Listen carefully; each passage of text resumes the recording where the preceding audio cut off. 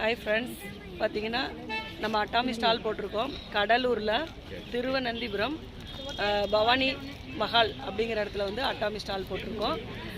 எல்லோரும் கடலூர், பாண்டிச்சேரி எல்லாம் இருக்கிற ஃப்ரெண்ட்ஸ் எல்லாம் வாங்க. மைத்திரி ஃப்ரெண்ட்ஸ் வந்து எங்கள் ஸ்டாலை விசிட் பண்ணுங்கள்.